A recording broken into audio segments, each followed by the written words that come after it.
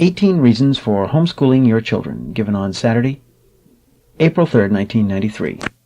When you see so many young families, young parents, who are finally making the right decision about their children and waking up, finding out what's going on, they realize that something is terribly wrong in our society and in our school system.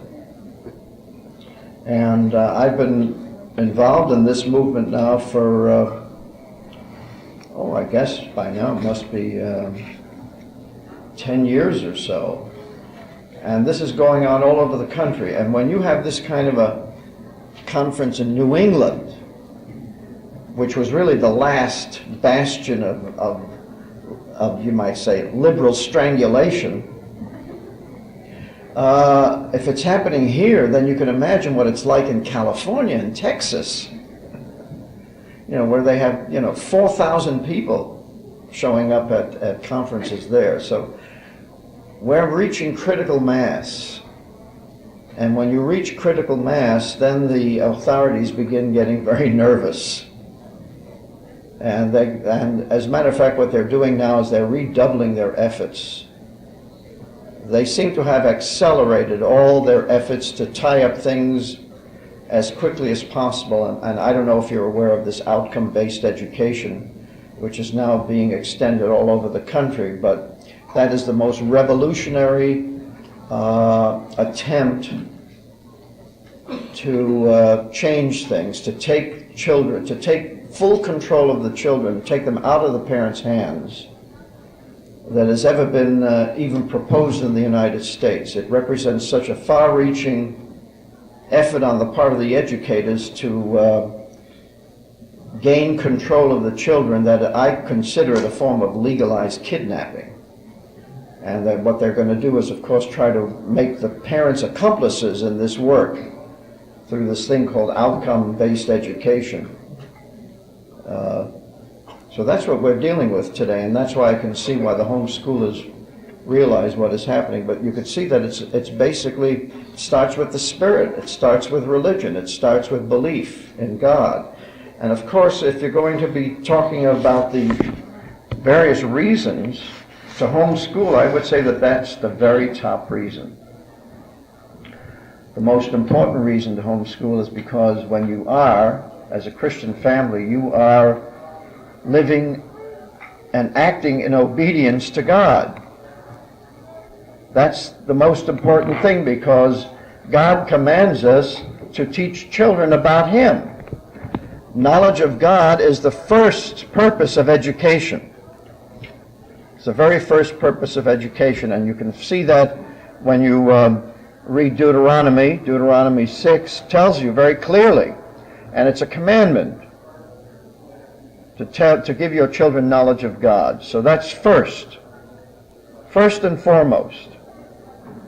And when a family lives in obedience to God, when parents live in obedience to God, then of course the whole issue of discipline is solved, because when children see parents obeying God, they will obey their parents, because they know that their parents are responsible to a higher power. But when parents live dissolute lives and obey no one except their own passions, then the children are going to be exactly the same.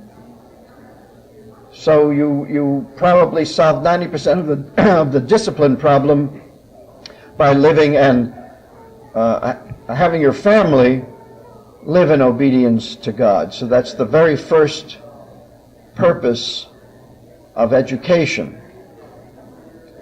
It's also the very first, remember when, it's also the reason why we have language, the reason why we speak. Why is it that we are the only species that speaks? Well, it's because we were made in God's image. Now, that doesn't mean that we look like God. What that means is we have an attribute of God. And what is that attribute? It's the Word. Because the Bible tells us that in the beginning was the Word, and the Word was with God, and the Word was God, and then the Word was made flesh. But the Word was God. And God gave Adam the ability to speak, the power of the word, because he wanted to communicate with him. He wanted Adam to know him. That's why we were given language, number one. That's the first purpose. The second purpose of language is to know one another, to communicate on a deeper level. I mean, the cats and dogs, they can only meow and bark at one another, and they don't know what's in each other's hearts or minds, but we do. We can communicate at a much deeper level. And the third reason why we have language is so that we can know ourselves, because language is the tool of thought, and introspection is usually accomplished or achieved by the use of language, by thought. So that's the first purpose of homeschooling. The first reason you should homeschool is because you're living in obedience to God. If you put your child in a public school, you're handing him over to satanic indoctrination, because public education has become the form of, you might say, of satanic seduction. That's the way it works. That's the way the educators want it, because they want full control of the children.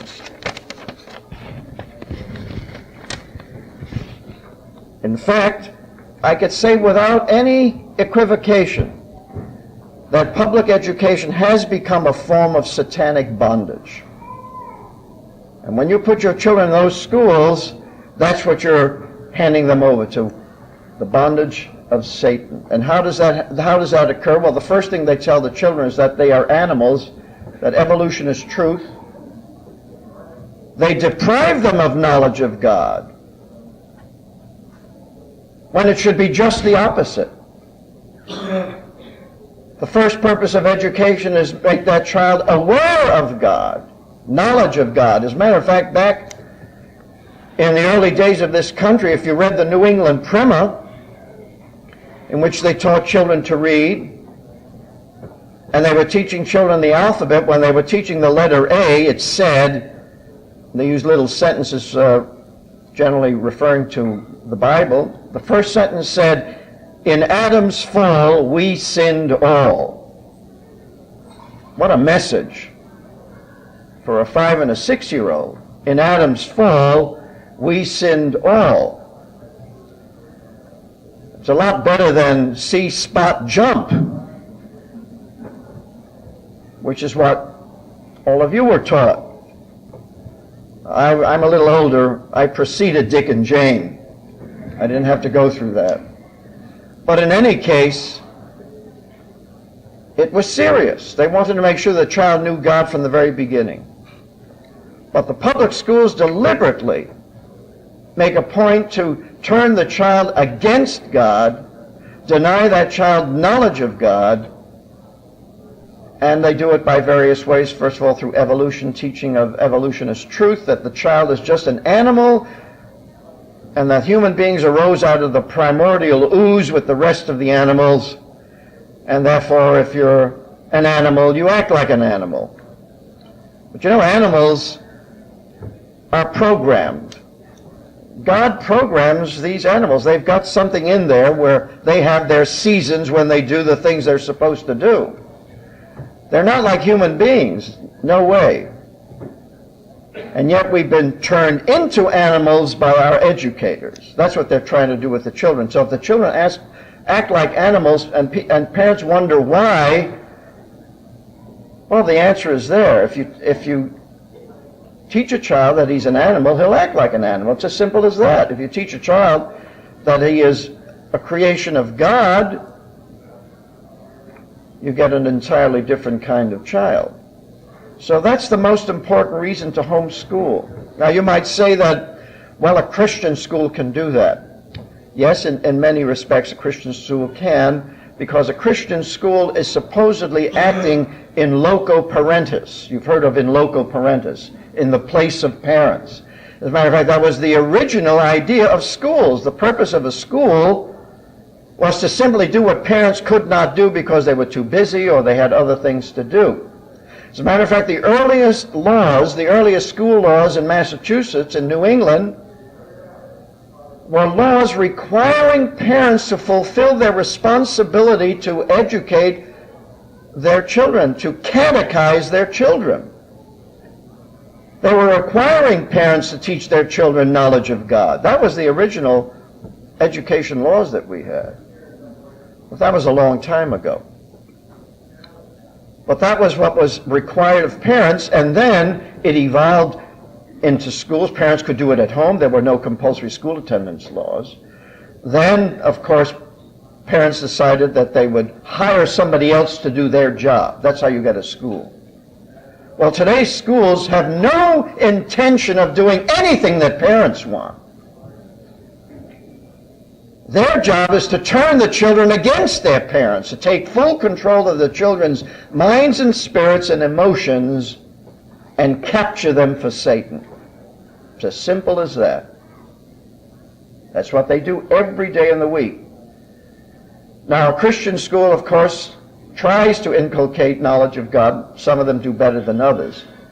But still at the same time, when you do that, you are giving your child over to someone else to do the kind of teaching that you should teach. I've always wondered why parents are willing to do all of the tough things with their kids, to clothe them and to feed them and to do all of the things that parents have to do, and then they turn their child over to a stranger, over to a perfect stranger for the transmission of values.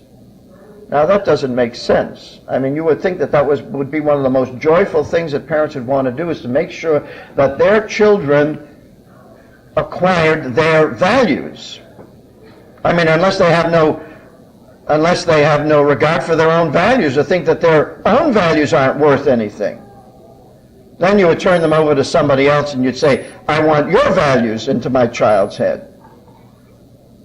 And that's what parents all over America do. They just put their kids in schools and turn their kids over to perfect strangers whom they don't know. They don't know what this person has up there. They don't ask, what are your values? They don't even ask them if you know what you're teaching. Today's public school teachers are not taught how to teach. They're taught how to manipulate and control. That's what it's become. It's run by psychologists. And psychologists are only interested in controlling human behavior, and they use whatever techniques have been devised. And the psychologists have been devising very sophisticated techniques of controlling children. You've heard of the values clarification, behavioral modification, and all of these marvelous techniques that they've developed. The second most important reason, good reason for homeschooling, is that you want to create a generation bridge, not a generation gap. The schools, of course, create the generation gap by insinuating that your parents don't know anything, that they're stupid, and that you know more than your parents, and that the teachers know more than your parents. And so they try to create this generation gap. What also happens is that when you send your child to a school, a public school, your child is going to get involved with peers, develop peer loyalty, develop bonding with the teachers. Oh, that's very big now in public education. They want to bond with your children. Why do they want to bond? Because they want to create an emotional tie. The educators are now convinced that emotion is more important than knowledge. So they want to create that emotional tie between your child and them, so that then they can turn your child against you and create that generation gap. That is why when parents send their kids to school, they no longer know what their kids are doing, because their kids are then entering into relationships with others, with their peers and with teachers, and so now they create this secrecy. That parents don't know what their children are doing. If they want to find out, they've got to eavesdrop when their child is on the telephone. What are they up to? Because they have developed loyalties outside the family, and they're creating this generation gap. Now, if you're going to pass on your values to your children, you'll create a generation bridge. You know, it's interesting how the Jews have been able to preserve their heritage over the centuries. Even though they left the promised land and were dispersed throughout the world, they were able to maintain a generation bridge from generation to generation simply by controlling the education of their children. But now in the United States, because Jewish parents put their children in public schools, you have a much greater falling away from the religion.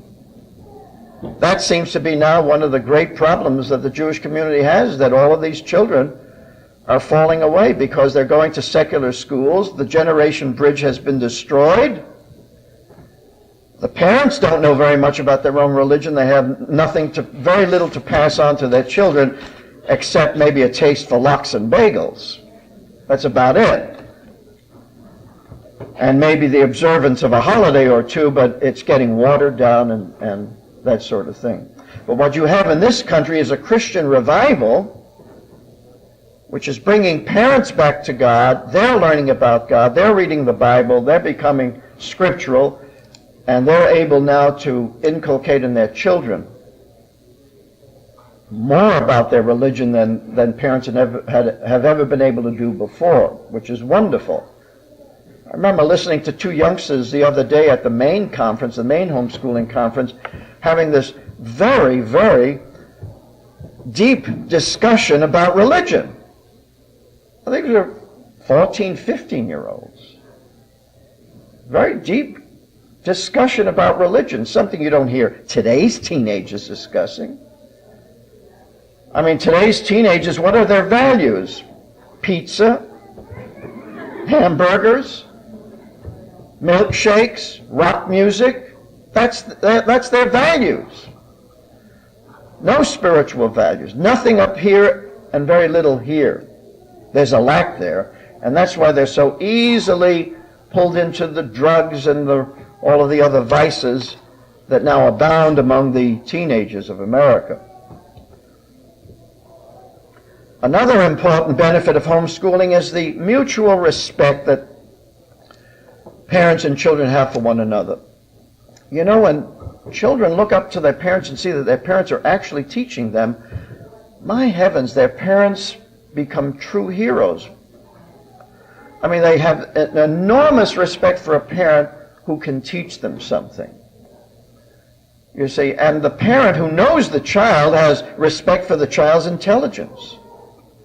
And so that mutual respect builds a much healthier relationship between parent and child. A fourth important reason for homeschooling is that the kids learn much better at home than they do in school. First of all, the schools don't teach much. They teach very little that the child is going to retain. Most of what they teach has to be later unlearned. I know that even I went to a school that gave us a pretty decent education. At least back in the 1930s, they did teach the children the basics. You know, reading, writing, and arithmetic. And we read the classics and that sort of thing. But when it came to philosophy, economics, and all of that, well, in order to become a conservative, you have to shed everything that you've learned from high school and college. They don't turn you into a conservative or a Christian or a believer in college, in a secular college or a secular high school. No, that you have to learn later on. So what you did, you wasted 4 years reading books that you ought not to have read instead of reading the books that you should have read.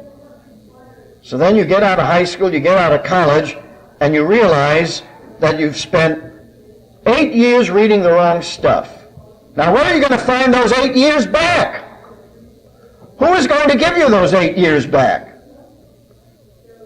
If you want to educate yourself, you then have to spend time reading what you should have been reading during those 8 years. So when parents suggest that, well, we'll homeschool until the 6th grade and then put our child in a school, I always say, why waste that child's time? He's only going to be required to read things that he should not be reading, and depriving himself of the time which can be used to read good things, good books, good literature. So the kids do learn better at home. Why? Because, first of all, the atmosphere is more relaxed. A lot of parents try to replicate the public school in their homes. That's the wrong thing to do. Don't make the same mistakes that all those public school teachers are. But a lot of parents like to play school. So they create a real school, and they've got a ruler and a chalkboard and a pointer and all of that. They're going to lecture in front of their kids. That's not the way to do it. Once you've taught your children reading, writing, and arithmetic, you basically have to turn it over to them. Basically, you're going to turn it over. Because remember, these children are very good, efficient self-teachers. They all taught themselves to speak their own language. Now, you may have helped a little here and there, but they all did it themselves. They're very efficient self-learners. And some of these parents who come to me with this business of burnout, the first thing I tell them, relax. Relax, you're working too hard. You're engaged in educational overkill. Relax. Take 2 weeks off. Tell your son or daughter, teach yourself for 2 weeks. What do you think they're going to do? Just twiddle their thumbs? No. They'll go to the library, they'll read the books that they want to read, they'll get engaged in a particular subject. They know how to educate themselves. Give them the chance to do it, that's all. Now you might say that, well, my child requires structure. Well, if your child requires structure and wants, give him some instructions. Tell him what to do, and then say, go ahead and do it. But don't get burned out by doing more than you have to do. Burnout simply means you're doing more than you have to do. Much more than you have to do. There are a lot of myths about what education is. And the schools pile it on because they've got them there for 6 or 7 hours. They've got them there 5 days a week. And now they want to expand the school year, as if they don't have enough time to teach what's supposed to be taught. So they've got to fill that time with all kinds of junk and garbage. So the kids go from one classroom to another, and they're walking through the halls with their books and, carrying these heavy books and going from one class to another, and it all generally adds up to zilch. When it's all said and done, all they want to do is pass a test. And once they pass the test, it's forgotten. That's all it is. It's a rat race. I don't know how many of you have heard of John Taylor Gatto, the teacher in New York City who won the award of being, the teacher of the year, and then proceeded to quit the system because he said it was destroying the children. He knew he was in it for 25 years. He said, I can no longer be an accomplice in this murder of the children's minds. I want out. And he left the system. He wrote a very interesting book entitled Dumbing Us Down. Because that's what the schools have been doing, dumbing the children down. Well, your children are not going to be dumbed down at home. No way. You know why? You don't know how to dumb down your children. The educators do. They're trained to do it. And it requires very special training to dumb down people. Special programs, special books. It's not easy to dumb down somebody who is bright and intelligent. But they've perfected it. Now they can do it so easily, it's almost automatic. And that's what happens to so many bright children the minute they enter public school. In 6 months, they're having problems. They think they're stupid. Parent is called to school and told, oh, your child has a learning disability. Your child has to be core evaluated. Now, all of that has been devised by the world's leading psychologists. There's nothing in the schools that nothing happens by accident. Nothing is accidental. All of these programs have been well thought out. They're very costly, and of course they've been created at your expense. All of this is done at taxpayer expense.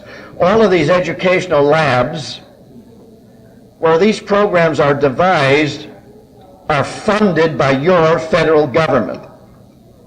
And all of these PhDs that come out of the universities and are working on these programs know exactly what they're doing. Nothing is accidental. Functional illiteracy is not accidental. It's not easy keeping someone in school for 12 years and making sure that he or she doesn't learn to read. It's not easy. What do you do for 12 years? You pretend to teach, and the children pretend to learn. But at home, nobody's pretending anything. If you don't know it, you don't know it, that's all. Your child will find out. But you want to teach and you will do it. So the kids learn much better at home. The fifth good reason for homeschooling is that you, the parents, will learn more than your children. Because you are going back to school and you're learning what you were never taught. Isn't that true? And I talk to parents all the time who, were never taught phonics, they were never taught to read correctly, and now they want to teach their children correctly, so they themselves are improving their own reading ability by learning how to teach a child to read phonetically. And so what's happening is that we're creating better educated parents. You are going to be the best educated parents in America. The best. Far better than your average parent, your average couch potato, wedded to the TV set, and watching that Simpson thing. What is it? Something Simpson? Bart Simpson. That's the level of America. That's America. Bart Simpson, that's America.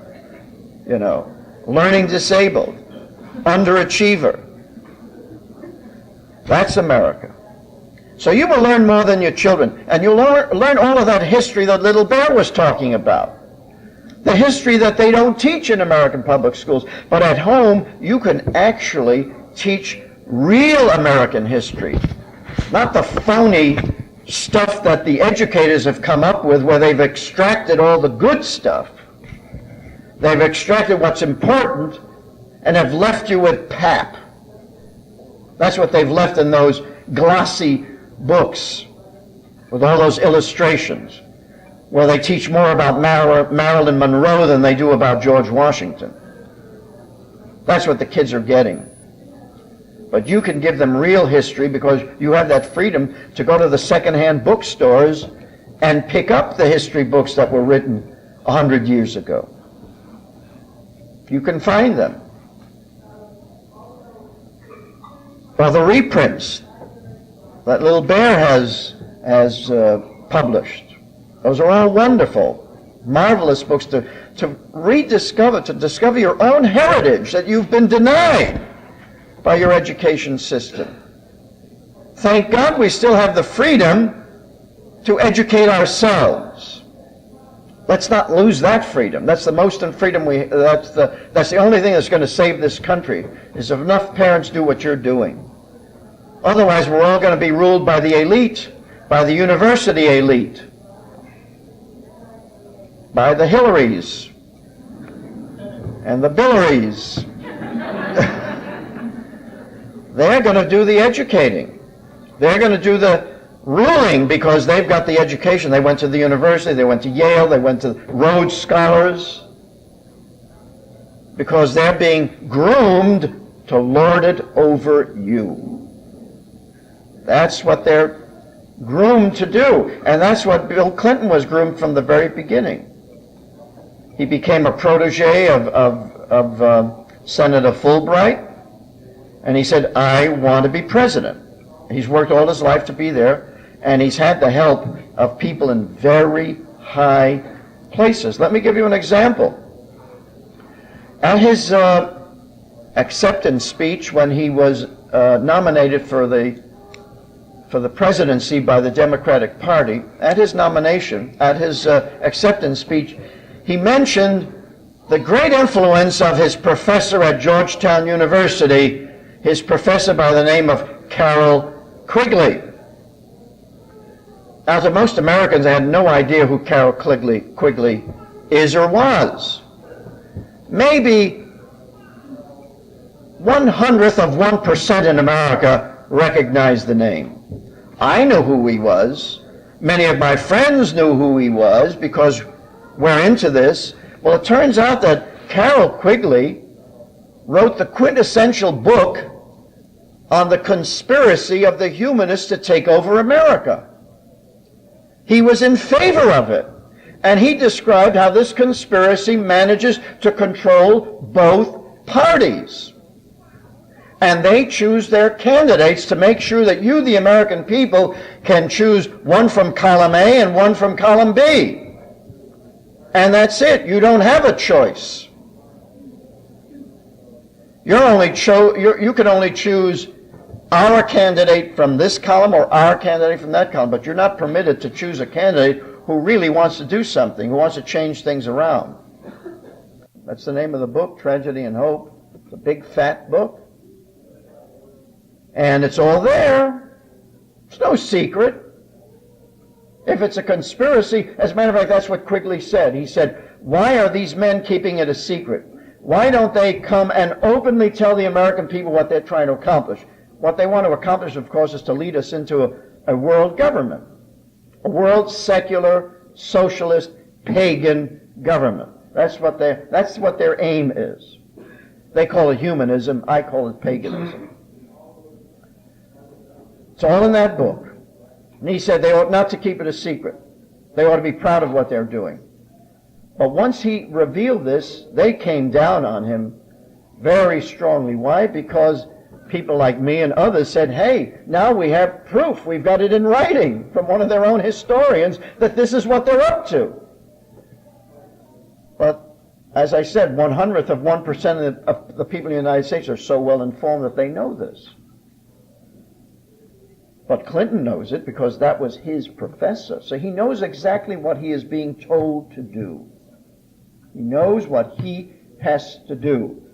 He's got to move things in the direction that the insiders, the top controllers, want it to be moved. You see. And they are using the public school system as the means to control the children, to make sure that they are led in the same direction. They have to accomplish two things to accomplish their goal of a world government run by an elite at the top, and everyone else just following like sheep. They have to do two things. They've got to dumb down the population sufficiently, detach them from God, separate them from God, and paganize them. And that's what they do with the children. They dumb them down. First of all, they use the methods of teaching reading that will guarantee that at least about 50% will never become good readers. 1/3 will become severely crippled as readers, and so they'll have to rely completely on television. So the dumbing down process has been very successful, and with this whole language thing, boy, that's really going to create illiteracy on an incredible scale. And then they have to paganize the children, so what they do, and separate them from their religion, is teach them sex education and arouse sexual desires and activities and lusts at a very early age. And the minute you do that, the children then, well, if you tell them all about these things, they're going to try them out. And once they become sexually active, then of course they are in conflict with their religious upbringing.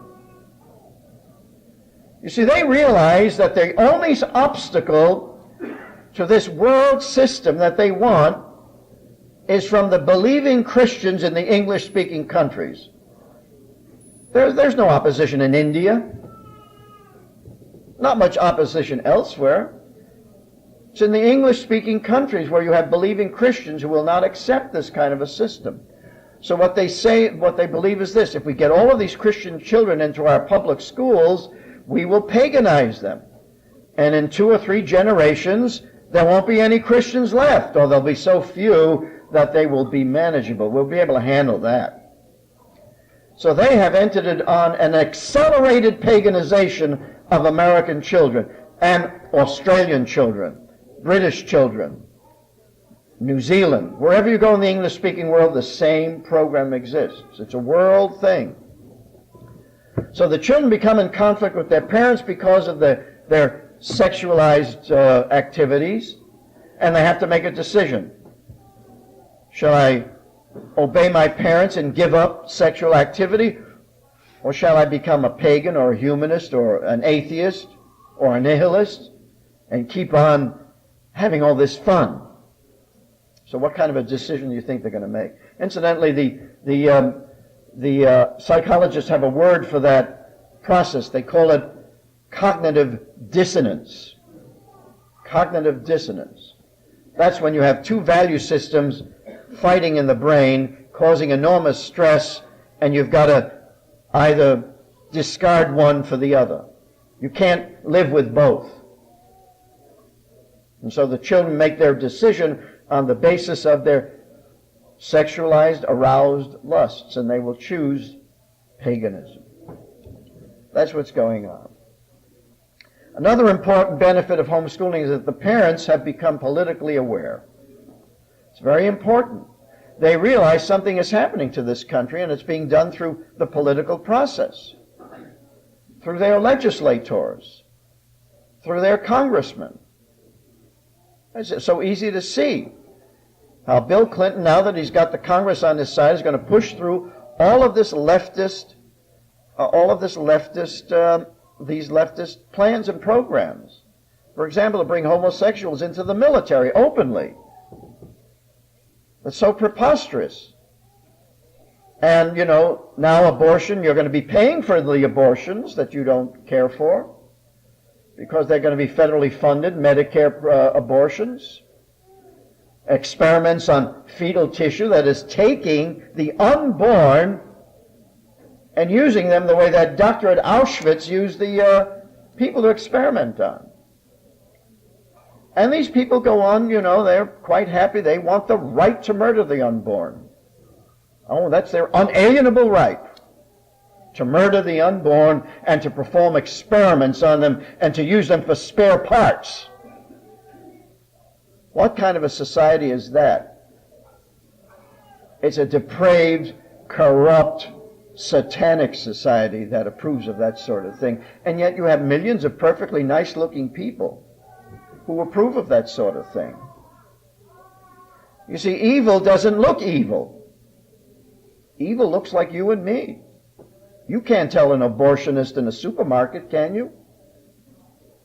No, you can't. It's in men's souls. The depravity is in the soul, it's in the heart. John Calvin called it innate depravity. Innate depravity. Man is innately depraved, and when he separates himself from God and lives according to his own passions and his own emotions, then he is capable of any depravity he can think of. And I think the 20th century has certainly demonstrated the truth of that. Another important benefit of homeschooling is that you're providing a safe haven for your children. The world is a very dangerous place these days. You know it, I know it. The children need all the safety they can get. The children are at risk in the public schools academically, spiritually, morally, and physically. I mean, can you imagine parents in Boston who fear for their children's lives every time they go outside and walk to school? Kids have been shot. And you have a society that's so completely out of control that the mayor doesn't know what to do about it.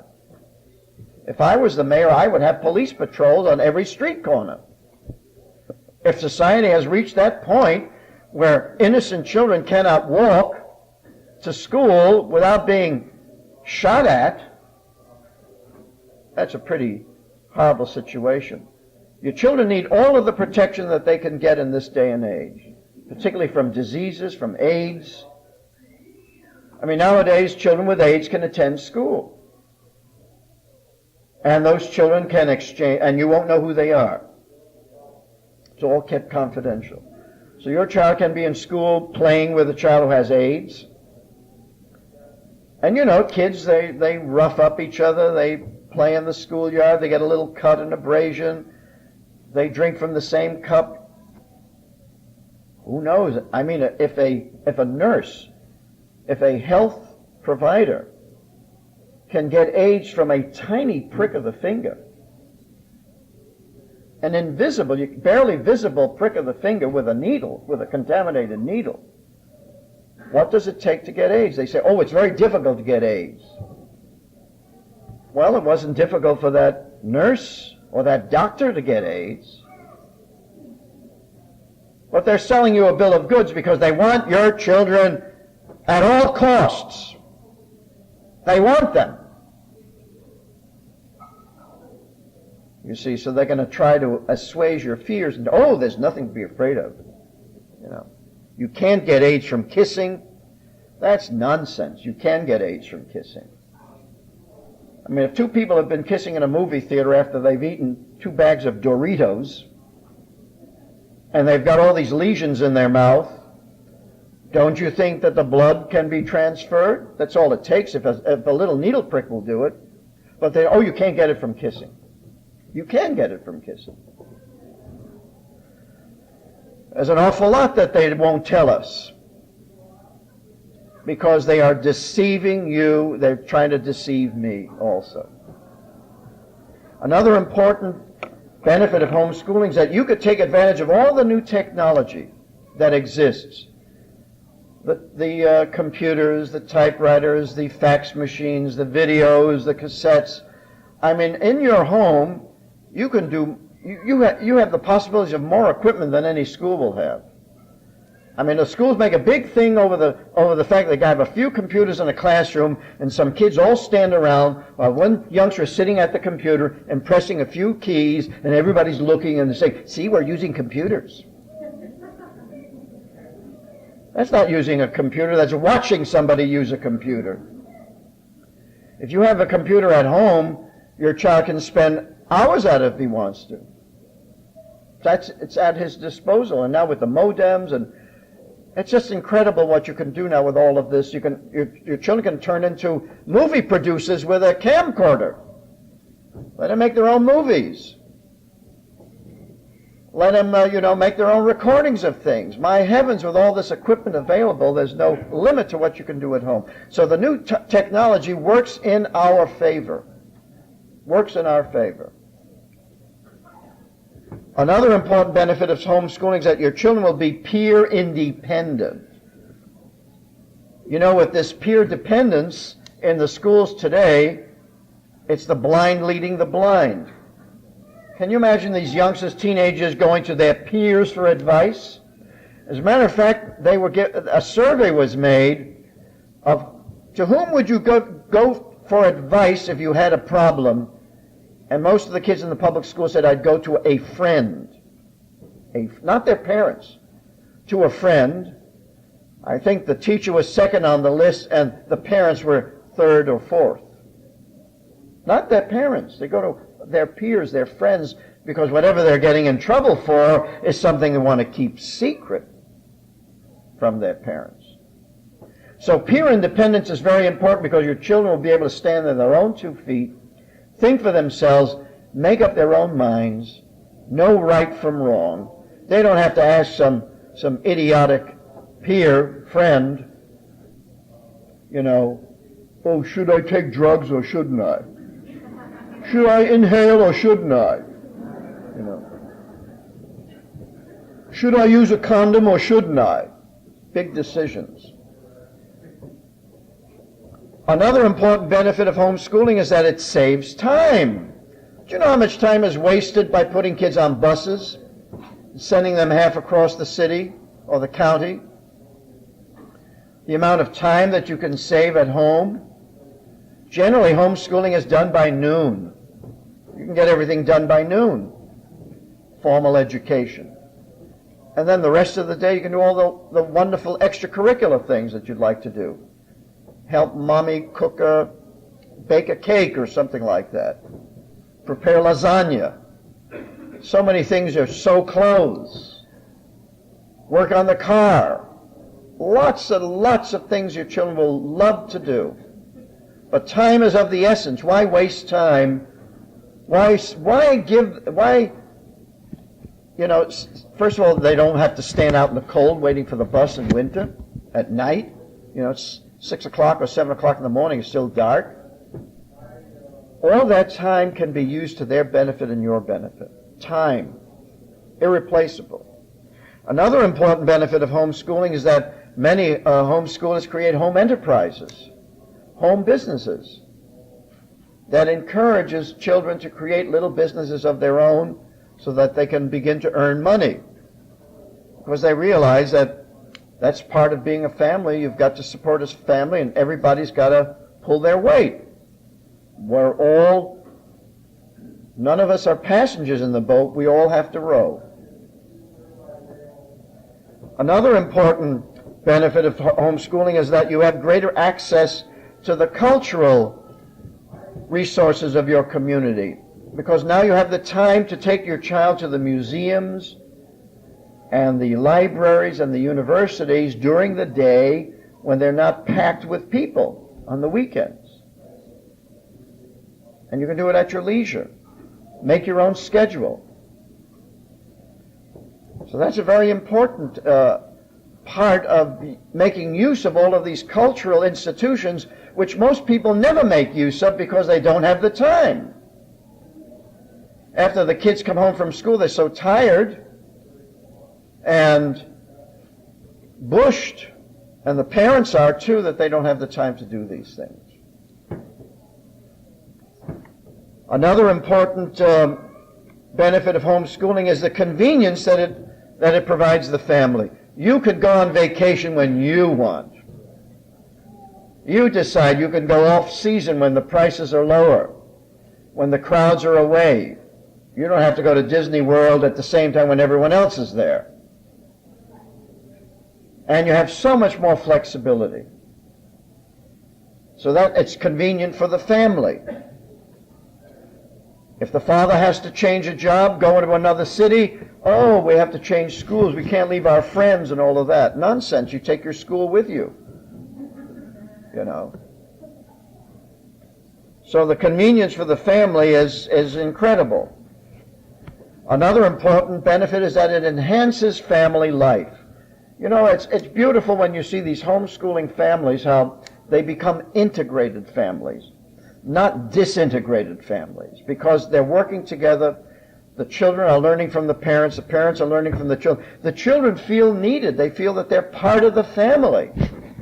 You see, when you send children to public schools, the children develop their social life, their friends, their interests outside the family, and the parents develop their interests, their clubs, their particular activities.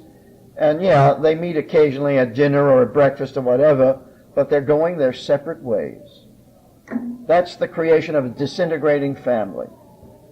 An integrated family stays together and is doing things together until they get married, and then they enlarge the family.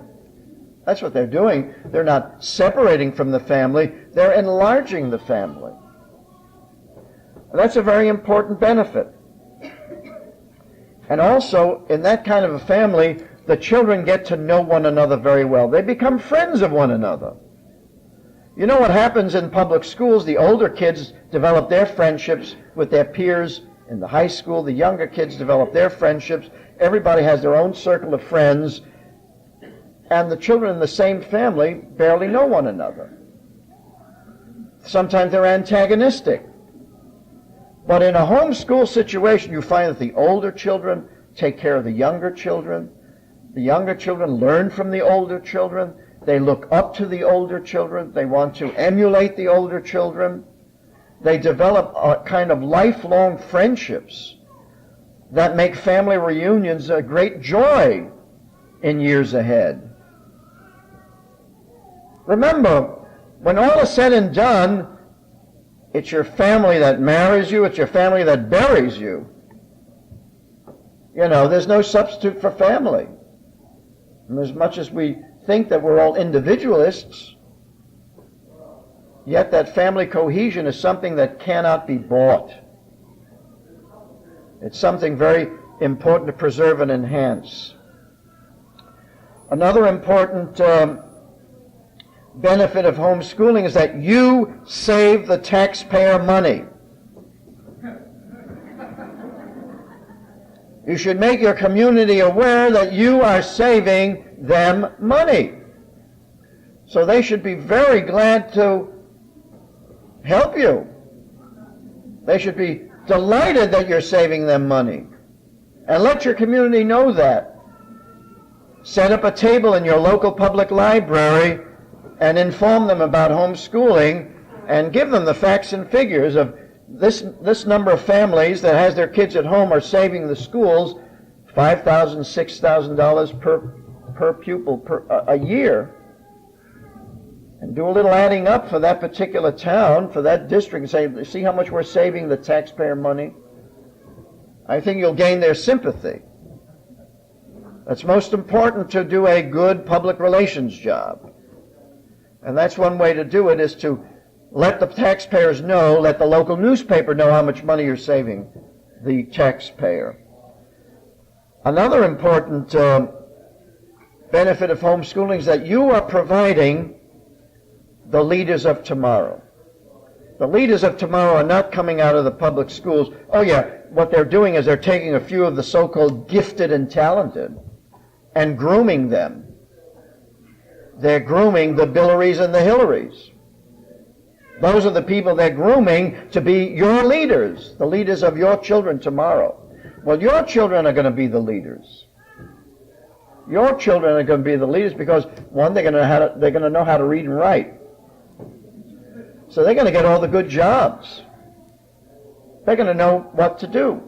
They're going to have their heads on straight. They're going to be moral. They're going to have some sense of morality. They're going to be trustworthy. And they're going to run for office. They're going to go into the professions. They are going to become the leaders of tomorrow. No question about it. And incidentally, the homeschoolers tend to have large families. Isn't that interesting? The humanists are killing off all of their kids.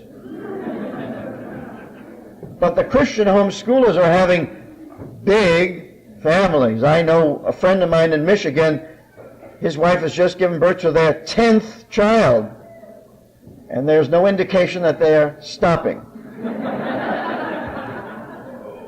10. And they're all very happy. I visited them. Wow, the age range, the happiness of that family, it's just incredible. 10 children. And you see how the younger ones love to cuddle the little infants, you know.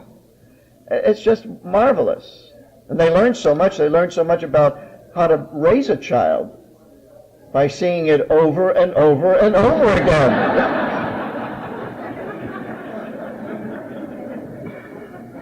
Boy, there's nothing like repetition, you know.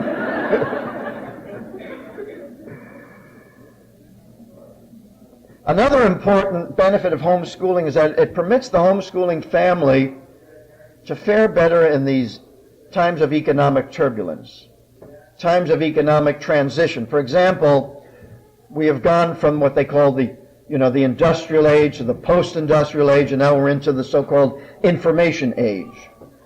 And the homeschooling family is in a very good position to take advantage of that. First of all, they have mobility. They can move if they want to. They generally are ahead in the technology. And also, homeschoolers represent, you might say, the avant-garde of the two basic trends that technology has created. Those trends are privatization and decentralization. Our technology is accelerating these trends toward privatization and decentralization. There's nothing more private than the homeschool, and there's nothing more decentralized. Nothing more decentralized because you're doing it on your own. You're not plugged in to this vast computer-controlled system. You know, when your child enters the public school, that child is put on that master computer. A data bank is then established for that child. They will know everything about that child. And now with outcome-based education, they will know everything about that child from birth for the rest of his life. Now all of that information is going to be on a computer. Whom is it going to be available to? Anybody who wants it. Employers, regulators, tax collectors. They're going to know every single thing about that individual. because now in their testing, they are accumulating data not only on the child himself or herself, but also on the child's parents, on their religious beliefs, on their political beliefs. All of that is being fed into the computer. They will have a profile of you that will make, Russian totalitarianism look like a picnic compared to what we're going to have here, the kind of control that they will have. So by educating your child at home, you are going to deprive them of your child's, of getting your child on the computer. You will be decentralized. And that's the trend that destroyed communism. One of the trends.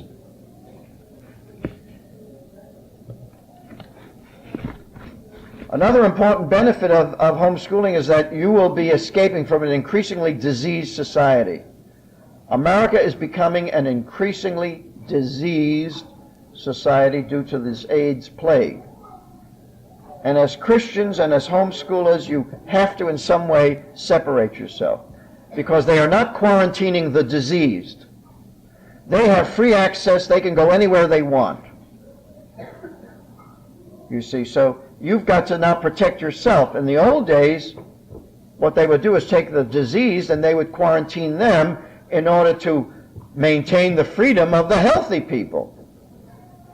In this country, the disease will have the freedom, and you will have to circumspect or circumscribe your own movements to avoid contact with the diseased. And it becomes more and more difficult because, they don't wear little badges saying, I have AIDS, or I have TB. But as homeschoolers, you can take whatever steps you can to protect your family. I would advise people to move out of areas in the country where there's a heavy concentration of AIDS, for example, New York City, or Los Angeles, or San Francisco. I would not bring up a family there. I would go to some nice small town somewhere. It's the only way you can protect. You've got to do it yourself. The government isn't going to do it for you.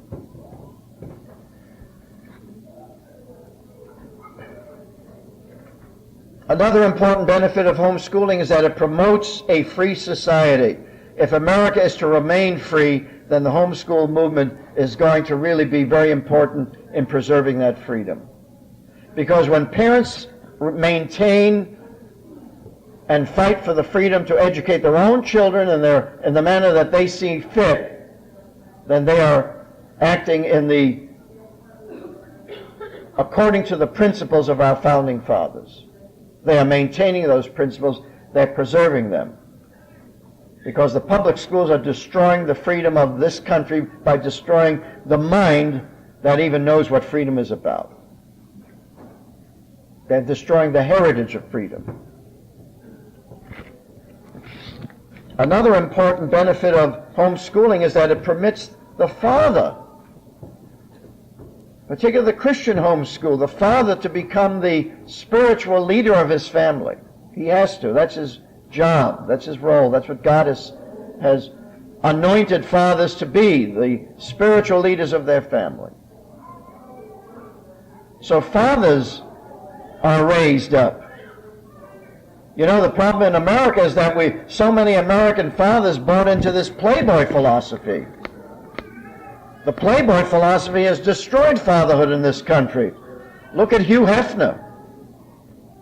All he did was have a succession of young girls who reminded him of his daughter. His greatest pleasure was to deflower innocent young women. That was his means of having fun, and that's what he wanted all American men to do. And look at the mess that it's gotten us into. Incidentally, he's finally gotten married. I guess he's too old now to go on deflowering young women, so he's finally found one who has deflowered him.